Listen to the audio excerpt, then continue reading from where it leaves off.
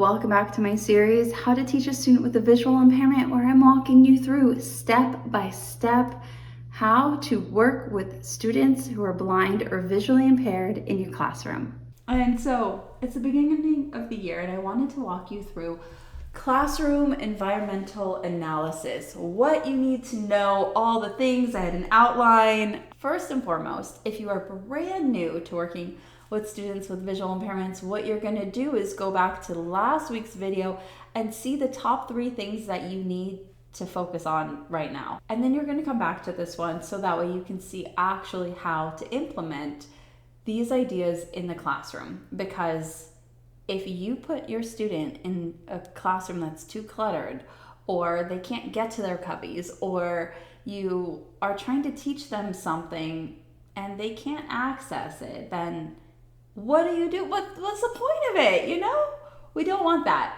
What we want are your teaching to get into their brain. But 90% of what we know is visual. So everything that you've been taught about students and what to do is probably wrong with this kiddo. I know, and that sucks, right?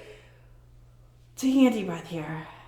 What we're then going to do is look at the environments that they spend the most time in. Look at the furniture placement that you have and make sure that your student can physically access all of the areas that they need to get to. Then the next thing is sensory efficiency. This is going to be your lighting, and this is going to be everything on the walls.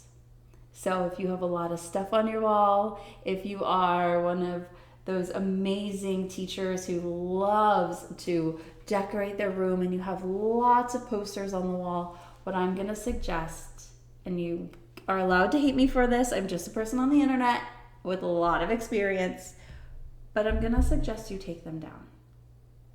For all students, it has been proven that it's overstimulating. If your student has trouble with a lot of clutter, I would suggest having a black wall or a black corner.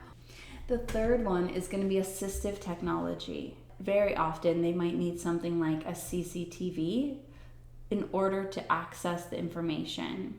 The other aspect that you want to consider is going to be organization. Is your room organized in a way that your student can access it? Because we want to really look at, is my environment that I've set up, is it actually effective for this learner? Is it?